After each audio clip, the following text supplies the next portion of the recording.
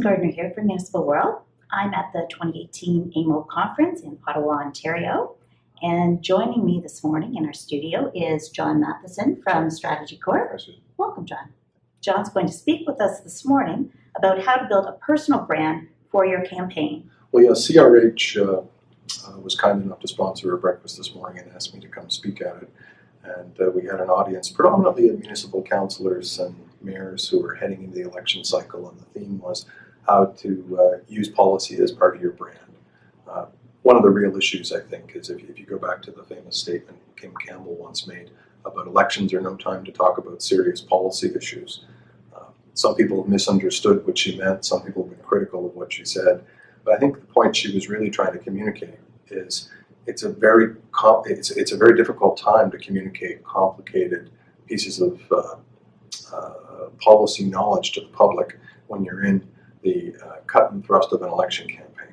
And what she was really cautioning is, if you're going to talk about something serious, you better be able to explain it and survive the process of explaining it so that the public can understand where you're coming from and why you think it's important enough to campaign on it. The most important thing is that your policy be authentic to you.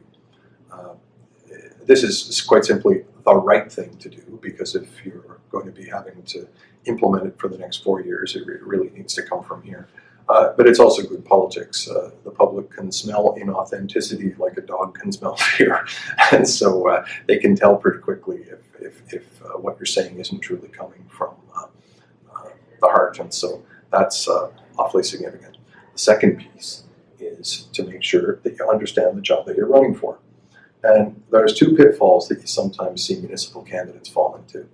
One is understanding what the true municipal jurisdiction is and whether or not it's appropriate to get caught up on provincial issues or not. Sometimes you see people, they're running almost as if they think they're running to be MPP because they're talking so much about provincial things. It can be a real pitfall to fall into that pattern of grasping. Well, because people can understand, well, once you get elected, you won't be able to do anything about that anyway. But that is not to say that it's never appropriate to express an opinion about, hey, our community really needs that hospital, and I'm going to advocate hard to be a voice for the community to make sure that it comes here. So that is a great use of it. But if you start saying, and I'm going to tell the province to do this and that and another thing, that's where you can start to run into trouble. The flip side of that is governance matters, and the role of council is to provide leadership to the civic administration, but it's not to put on the work overalls and get down and do the work of staff. You have to respect the roles and responsibilities of the staff-council divide.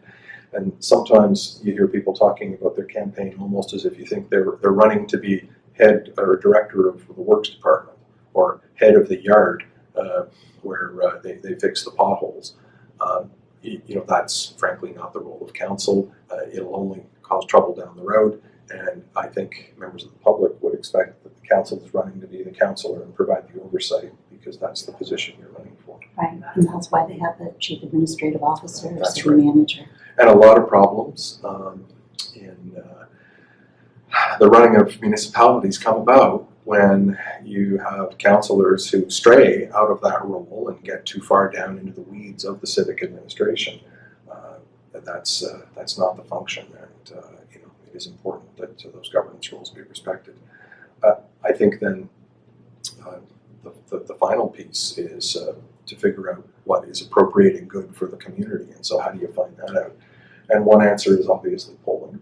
You can do polls, but the issue there is sometimes having sophisticated enough polling to really get at questions that would allow you to act. Another approach is to look within the organization. So if polling tells you what the public thinks, you can also look within the organization to really get a sense, from your ongoing work, what does this community need? Through your various committee work and council work, you're going to understand where the pinch points are, whether it's growth or whether it's on the financial side or service delivery side and the adequacy of the services that are being provided. It could be any one of those things.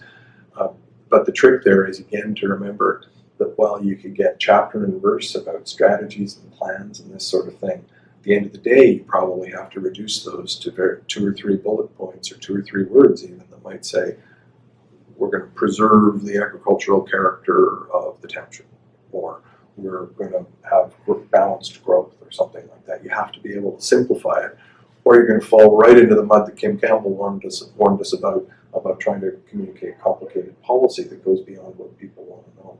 Right. The other, but a really nice possibility of how to go about doing this, that's sort of a third approach, is it's not quantitative research, which is your polling, but it's qualitative. And that's a fancy way for saying, get some people together in a kitchen and ask them some questions. And if you ask a few basic questions, and it's better if you don't do this yourself, because oftentimes you're far better off having someone who you trust ask the questions, because you'll get fairer input from the people. If you're an incumbent in particular, you're putting folks in a bit of a difficult situation. If they don't like the way things are going, it takes a lot for people to come in and tell you, yeah, and another thing, I don't like this and I don't like that. You've been doing a bad job. Yeah, it's tough to say. Not so easy. Right. But if what you can do is get some people in and ask them, what are the top 3 things you think the community needs? What do you think we're on the right track or the wrong track? Do you think we ought to be moving in a different direction, or the things you'd like to see less of? How do you think I'm doing as councillor? How do you think I'm doing as mayor? Get some frank advice there. That can really help. And if you do this a couple of times, and maybe say more than once over the course of a campaign, but with different people drawn from different demographics, that can give you some more meaningful advice that is likely going to be a lot more nuanced than the kind of question, what is the number 1 issue facing the community in a poll, where the answer is healthcare or growth or potholes, without any further elaboration.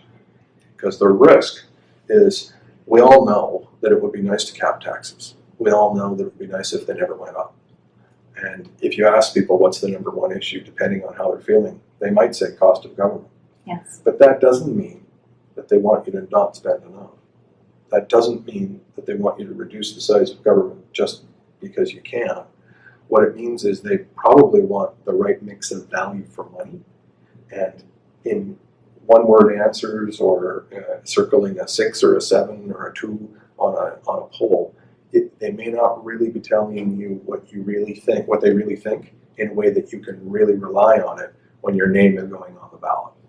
So anyway, once you've thought through about the authenticity yourself and the actual needs of the community, and then what you think you can actually sell, you look at it through a sort of a final policy filter to say, does this make sense? Would it be implementable? Would it be affordable? Am I proposing something that's just inevitably going to become a broken promise because I could never implement it? And you also just take a look at a final political filter too. Things like, who's going to hate this on the other side? Am I going to annoy? Am I going to stir up a hornet's nest of trouble if I raise this? Am I going to annoy more people than I'm going to like? And think about how that relates to your core vote, and whether that's the way you want to play it or not. When you add up all those things together, that's a pretty good way to start. But if you go back to Kim Campbell again, and just sort of end where we started, if you think about it as, it might be an important piece of policy, but can you communicate it? In any sophisticated campaign team, you've probably got a communications group, a policy group, and a research group. Sometimes when you're running for council, you are your own policy person, communications person, and research person. But you have to keep those 3 different sets of insights. Is it the right thing to do? Will the public like it? And can I communicate it? You have to keep all 3 of those in mind, or you run the risk of hanging yourself with your own policy.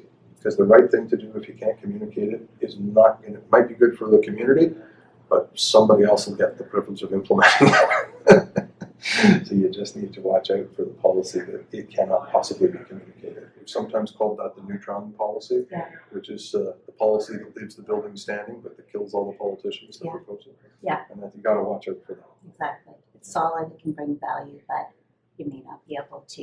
Exactly. So great tips there. Thank you for that.